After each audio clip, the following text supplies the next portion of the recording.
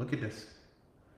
He who believes in the Son, remember he just told you the belief is granted. So you're not doing this on your own. In the Son, what do he get as a result of that? You get life. And that life is everlasting because God is an everlasting God. From everlasting to everlasting, you are God. That's what Moses said. And he, the unbeliever, who does not believe. Why doesn't the unbeliever believe? Because it's not granted to him. In the Son, listen what he shall not see. What? What is it that the sinner, the unbeliever, shall not see? Life. So what's the sinner's problem? He's alienated from the life of God. And he can only get it if God determines to give it to him. That's what we just read. But he does get something else. But he receives the wrath of God. And it continually abides on that rascal forever. Do you see the difference now?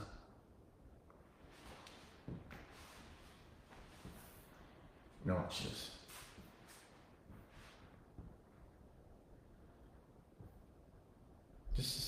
Folks, this is hard.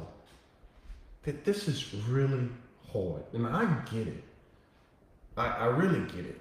And I'm spending a lot of time on this because there's so much confusion when it comes to salvation and how it comes and why. Because the way it's being taught as if people are making determination. And eventually you do. And there's a lot of false converts out there. And when you see them start doing some crazy stuff, I'm not above being able to sin and fall. As a matter of fact, I sin every day, but fall and do something stupid. So believe me when I tell you, I'm very cognizant of the fact that I'm not above that at all. But my heart's desire is to please God. And knowing this word in the power of the Spirit of God, that and that alone keeps me from going out there and do stupid stuff. He who believes in the Son, and we know how that belief comes. We already know that. We've been through that. Doesn't come because you make up your mind. It comes because God grants it to you. And he chooses to give it to you before you were born, before you were conceived. That's what he told Jeremiah. That's how it happens with you. Salvation comes one way, friend. It comes the same way for everybody. He who believes something happened to him, they get a witness. Where is this witness located? Inside of them. Who's the witness? The Holy Spirit. He who does not believe God has made God a liar. So even in your unbelief, every second of every day, you are calling God a liar. Because he has not believed the testimony that God has given of his Son. And this is the testimony that God has given us what? Life. And this life is located only in one place. The same thing you read and I read over in John chapter 1. It's in his Son. He who has what? The Son has life. Do you see that? Who is it that saved? Him that repents? Get out of here. Him that confess? Nope. No. That's not what the Bible teaches. The Bible teaches you have to have a witness in yourself. The Bible teaches that God has to grant you access to receive this life. The Bible teaches that you have to be given life and access and placed inside of Christ.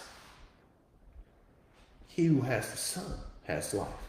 He who does not have the Son does not have life. Simon prayed. Simon repented. Simon was baptized, and that rascal was still a child of the devil. Pharaoh did the same thing. Cain did the same thing. You can go on and on and on of examples in the Bible. All those priests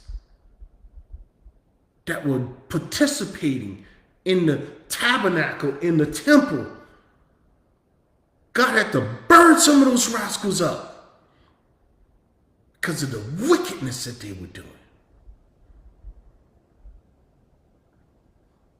And they were doing it in the service of the right God.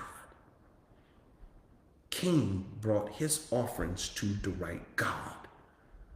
Those priests in Israel brought and did all their service to the right God. And they were still children of the devil. They prayed their little prayers. They brought their animals. They sacrificed those animals. Friend, they're doing more than what you're doing. And yet, they did not receive life. Why? Because God didn't give it to them. Do you understand that? God did not give it to them.